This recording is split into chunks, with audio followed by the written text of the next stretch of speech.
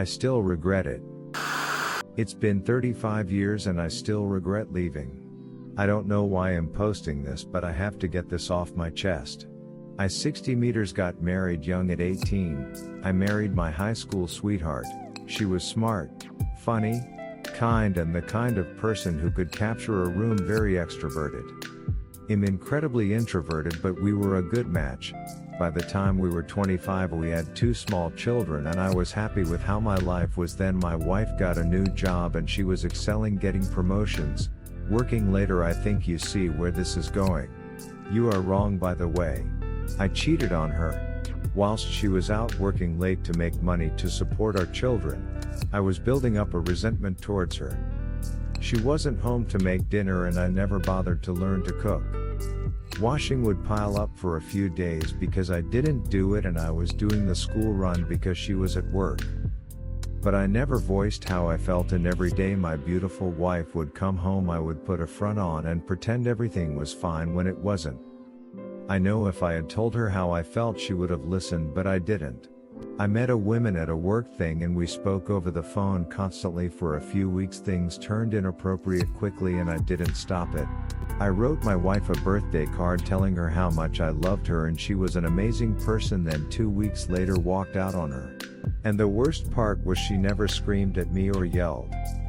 She just stood there and watched me take my things whilst my children were in the other room, completely oblivious to what was going on. She just stood there silently crying. I broke the best person in my life. She ended up losing her job because she couldn't manage the school run or extra child arrangements. So my alimony payments had to go up and I resented her for that.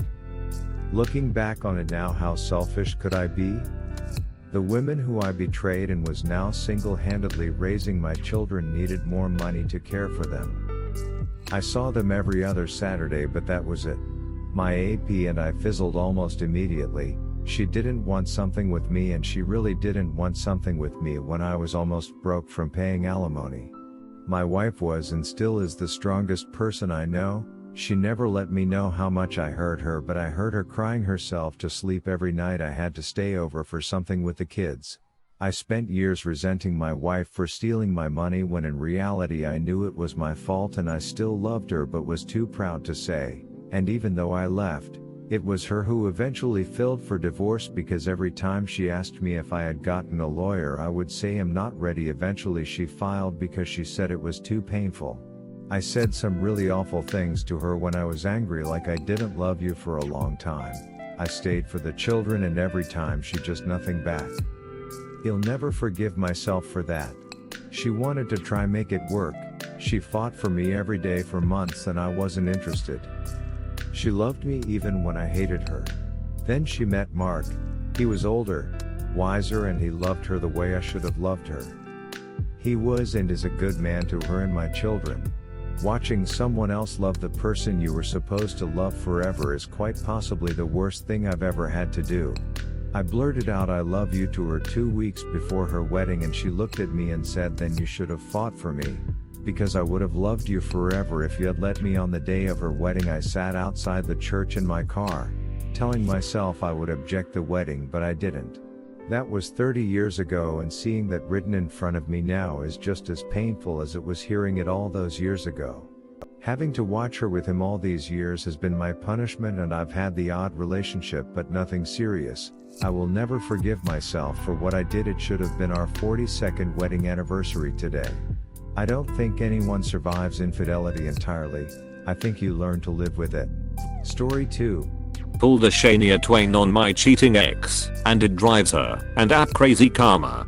My wife's AP was her boss, a high-income executive. So I told his wife and she divorced AP, taking him for pretty much everything. AP's ex-wife and I bonded over a mutual hatred of our exes, so we thought it would torture them if we became a couple. It did, and we spent many nights laughing over their angry voicemails, emails, etc. But after a few fake dates, it turned out we actually enjoyed spending time with each other. Fast forward a year and we moved in together. AP's ex is the stay-at-home stepmom to our kids, my 2, her 3. My ex has to pay child support to me and her ex has to pay both alimony and child support, so we're never getting married and a cohabitation agreement is more than sufficient. We're happy, the kids are happy, and it completely, utterly, absolutely infuriates our exes. After I and AP's ex moved in together, my wife turned up her rage a notch and made the mistake of making a threat voicemail that we used to get a protective order that put her job in jeopardy. Her boss's boss and HR had a talk with her. The best part? My ex-wife and AP are no longer together. Can you say karma?